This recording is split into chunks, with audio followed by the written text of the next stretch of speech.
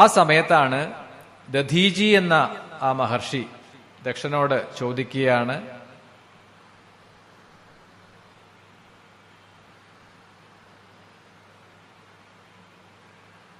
തഥാ ദധീജിതം വീക്ഷ്യ ച ആഹ്വാനം ഭവതാകൃതം കിമർത്ഥമിതി വപ്രശസ്ഫുരൽ ഗംഭീരവാഗയം പ്രത്യുവാച ഋഷിം ദക്ഷോ വീക്ഷിതം തപസാംബരം മൽ കന്യാപാണിസംഗ്രാഹം കൃത്വാ പൂർവം ത്രിലോചന.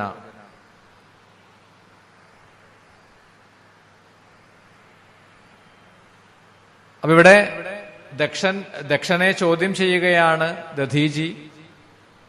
എന്തുകൊണ്ട് ശിവനെ മാത്രം, മഹാദേവനെ മാത്രം ക്ഷണിച്ചില്ല? ശിവപത്നിയായിട്ടുള്ള സതി, അങ്ങയുടെ പുത്രിയായിട്ടുള്ള സതിയെ ആഹ്വാനം ചെയ്തില്ല, ക്ഷണിച്ചില്ല എന്ന് ദധീജി ചോദ്യം ചെയ്യുമ്പോഴാണ് ആ ദക്ഷൻ മറുപടിയായിട്ട് പറഞ്ഞു, മധ്യേ കല്യാണമുച്ഛിദ്യഗത്വാത് കുടിലക്രിയ പുനരാഗത്യ ചൗര്യേണ ഗൃഹീത്വാ താമിമാമയം.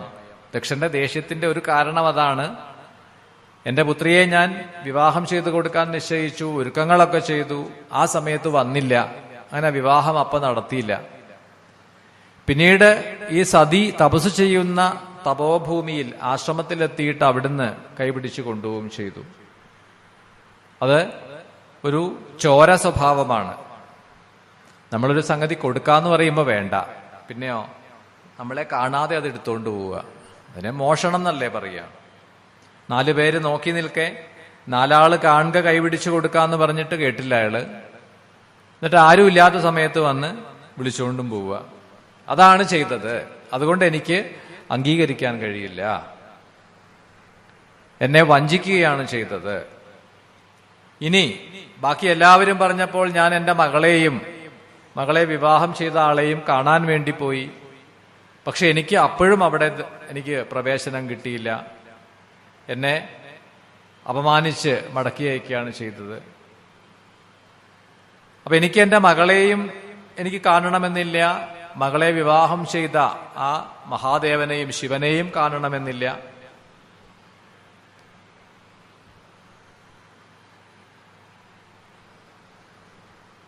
മറ്റൊരവസരത്തിൽ ഇപ്പൊ ബ്രഹ്മാവ് ഒരു യാഗം ചെയ്യവേ അവിടെ ദക്ഷൻ സന്നിഹിതനായിരുന്നു എന്നും ആ യാഗശാലയിൽ വച്ച് ശിവന് രുദ്രന് ഹവിർഭാഗം കൊടുക്കുമ്പോൾ അതിനെ തടഞ്ഞു ദക്ഷൻ എന്നാണ്. ആ സമയത്താണ് നന്ദികേശ്വരൻ ശപിച്ചു ദക്ഷനെ എന്നാണ്. ഇതിപ്പോ വേറൊരു രീതിയിലാണ് നമ്മൾ ദക്ഷയാഗം കഥയിലും ഭാഗവതത്തിലും ഒക്കെ കാണുക. എന്തായാലും യാഗസദസ്സിൽ വെച്ചിട്ടാണ്. അപ്പൊ ശിവന് രുദ്രന് യാഗഭാഗം കൊടുക്കരുത് എന്ന് പറഞ്ഞ് തടയുന്ന സമയത്ത് ആ ദക്ഷനെ നന്ദികേശ്വരൻ ശപിക്കുകയാണ്. ആരാണോ രുദ്രന് ഹവിസ് നൽകാതെ യജിക്കുന്നത് അവരുടെ ശിരസ് ഛിന്ന ഭിന്നമായി പോകട്ടെ, അങ്ങനെ ഒരു ശാപം നന്ദികേശ്വരൻ ചെയ്യുകയാണ്.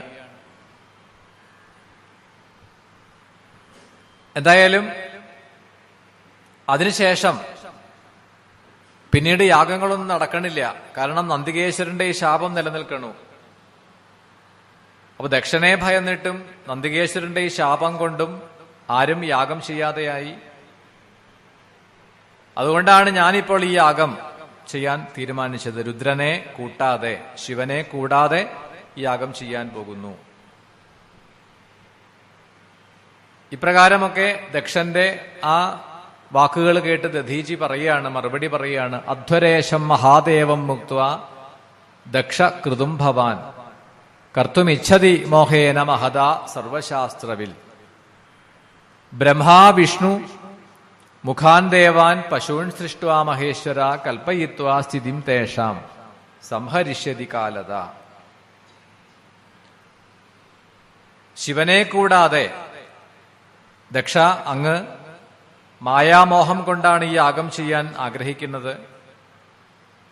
വാസ്തവത്തിൽ ആ മഹാദേവൻ, ആ ശ്രീപരമേശ്വരൻ ദേവന്മാരെ എല്ലാവരെയും പശുക്കളായി സൃഷ്ടിച്ചിട്ട് കാലം കൊണ്ട് സംഹരിക്കുകയും നിയന്ത്രിക്കുകയും ചെയ്യുന്ന ആളാണ്.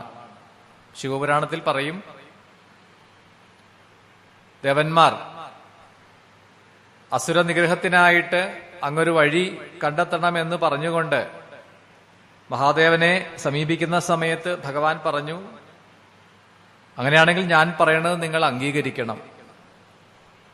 എന്താണ് വേണ്ടത്? ദേവന്മാർ ചോദിച്ചു. ഭഗവാൻ പറഞ്ഞു, ഞാൻ നിങ്ങളെയൊക്കെ പശുപ്രായത്തിലാക്കി മാറ്റും ആദ്യം. അപ്പൊ അവർക്ക് സങ്കടമായി. പശുപ്രായം എന്ന് വെച്ച് കഴിഞ്ഞാൽ തനി മൃഗത്തിൻ്റെതായ അവസ്ഥ, ശരീരബോധമില്ല, വിവേകം ഇല്ല, വിവേകം നഷ്ടപ്പെട്ട, അജ്ഞാനം ബാധിച്ച, അവിദ്യ ബാധിച്ച ജീവനായിട്ട് മാറുക. അതാണ് പശുത്വം എന്നാണ്. ഒടുവിൽ ദേവന്മാർക്ക് അത് അംഗീകരിക്കേണ്ടി വന്നു. അങ്ങനെയാണ് അവിടെ ഭഗവാൻ ദേവന്മാരെയൊക്കെ പശുക്കളാവട്ടെ എന്ന് കൽപ്പിച്ചിട്ട് ഇനി അതിൽ നിന്നും മോചനത്തിനായിട്ട് അതാണ് അവർക്കൊരു ജ്ഞാനം പകർന്നു കൊടുക്കുന്നത്, പാശുപദം. ഈ പശുഭാവത്തിൽ നിന്നും ജീവനെ കരകയറ്റാൻ വേണ്ടിയിട്ട് കൊടുത്ത ആ മന്ത്ര ഉപദേശം അല്ലെങ്കിൽ ഉപായം, അതാണ് പാശുപദം. അപ്പൊ പശുക്കളായി കൽപ്പിച്ച് വീണ്ടും ആ പശുഭാവത്തിൽ നിന്നും അവരെ രക്ഷിക്കുന്ന ആളാണ്. അപ്പോൾ പശുഭാവത്തിൽ നിന്ന് നമ്മളെ രക്ഷിക്കാൻ വേണ്ടിയിട്ടാണ് നമ്മൾ പശുപതിയായിട്ടുള്ള ഭഗവാനെ, പശുപതിനാഥനായിട്ടുള്ള ഭഗവാനെ ഉപാസിക്കുന്നത്. ഇനി അങ്ങ് യാഗം ചെയ്യുമ്പോ ഹോമകുണ്ഡത്തിൽ കത്തിജ്വലിക്കുന്ന അഗ്നി എന്താണ്? ജാതവേദസ്. ആ അഗ്നിയുടെ ഭഗവാന്റെ മുഖത്തു നിന്ന് വരുന്നതാണ്. ശ്രീപരമേശ്വരന്റെ നേത്രത്തിൽ നിന്ന് ഒരു നേത്രം അഗ്നി നേത്രം തന്നെയാണ്. അവിടുത്തെ മുഖത്തുനിന്ന് വരുന്ന അഗ്നിയിലാണ് അങ്ങ് കൊണ്ടുപോയിട്ട് ഈ ഹവിസ് സമർപ്പിക്കുന്നത്. എന്നിട്ടാണ് പറയണത് ശിവന് യാഗഭാഗം കൊടുക്കില്ല. അപ്പൊ ഈ യജ്ഞം, ഏതൊരു യജ്ഞം എവിടെ നടന്നാലും അതിന്റെ യജ്ഞകർത്താവ്, അതിന്റെ രക്ഷകൻ ഒക്കെ ആ മഹാദേവൻ തന്നെയാണ്. ഇനി അങ്ങനെ അല്ലാതെ മറ്റൊരു യജ്ഞേശൻ ഉണ്ടോ? ഇല്ല. അപ്പൊ സകല ദേവന്മാർക്കും, ബ്രഹ്മാവിനും വിഷ്ണുവിനും ഇന്ദ്രാദി ദേവന്മാർക്കുമൊക്കെ ലഭിച്ചിട്ടുള്ള ഐശ്വര്യവും ശിവൻ തന്നെ നൽകിയതാണ്. തനിക്കൊന്നും ആവശ്യമില്ല. അതാണല്ലോ ശിവന്റെ അടുത്ത് എന്താ ഉള്ളത്? ഒന്നുമില്ല, ഒരലങ്കാരമില്ല.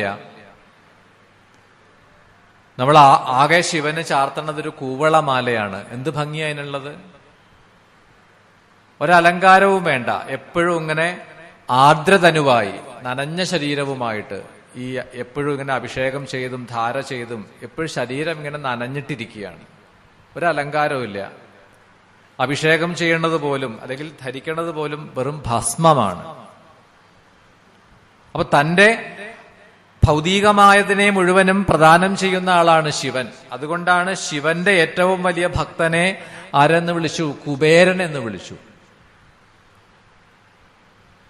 വിഷ്ണു ഭക്തനോ കുചേലനുമാണ്. അല്ലേ? തെറ്റിദ്ധരിക്കരുത്. ശിവന്റെ ഭക്തനെ ഭഗവാൻ തന്നെ ശിവപുരാണത്തിൽ പറയും, മഹാദേവൻ തന്നെയാണ് കുബേരനാക്കിയത്. കുവേരനാണ്, കുൽസിതമായ വേരത്തോടു കൂടിയവൻ. വേരം എന്ന് പറഞ്ഞാൽ അംഗം. കുൽസിതമായ വേരം എന്ന് പറഞ്ഞാലോ വികലമായ അംഗം, ഹാൻഡിക്യാപ്ഡ് എന്ന് നമ്മൾ പറയും. അംഗവൈകല്യമുണ്ട് കുബേരൻ എന്നാണ്. കുബേരന്റെ ഒരു കണ്ണിന്റെ കാഴ്ചയില്ല. ശിവപുരാണത്തിൽ ആ കഥ പറയുന്നുണ്ട്. പാർവതി പരമേശ്വരന്മാർ ദർശനം നൽകുമ്പോ ആ ഭഗവാന്റെ പ്രഭ കൊണ്ട്, തീക്ഷ്ണമായിട്ടുള്ള പ്രകാശം കൊണ്ട് ഒരു കണ്ണ് തുറക്കാൻ പറ്റാതെ ആയിപ്പോയി എന്നാണ് കുബേരന്. അത് കണ്ട പാർവതി ദേവിക്ക് ഇത്തിരി നീരസം തോന്നിയെന്നാണ്. ഈ അടച്ചു പിടിച്ചിരിക്കണ നിന്റെ കണ്ണ് എന്നും അങ്ങനെ ആയി പോട്ടെ എന്നൊരു ശാപവും കൊടുത്തു. അപ്പോഴാണ് ഭഗവാൻ പറഞ്ഞത്, ദേവി ശപിക്കേണ്ടിയിരുന്നില്ല. എന്തായാലും ദേവിയുടെ ശാപം ഇനി നീക്കണ്ട, അയാൾക്ക് ദേവി കൊടുത്ത ശാപം ഒരു അലങ്കാരമായിട്ട് മാറട്ടെ. അങ്ങനെയാണ് ഒരു കണ്ണിന്റെ കാഴ്ച നഷ്ടപ്പെട്ട ആളാണ് കുബേരൻ. ഒരു കണ്ണിന് കാഴ്ചയില്ലെങ്കിൽ എന്താ അല്ലേ? ഇട്ടുമൂടാനുള്ളതുണ്ടല്ലോ. നമ്മൾ ചിന്തിക്കുക അങ്ങനെയാണ്. കാഴ്ചയിലൊന്നും ഇപ്പൊ വലിയ കാര്യമൊന്നുമില്ല. അവന്റെ കയ്യില് തുട്ടുണ്ട്, ദമ്പടി ഉണ്ടോ, നമ്മൾ അവനെ പൂജിക്കും.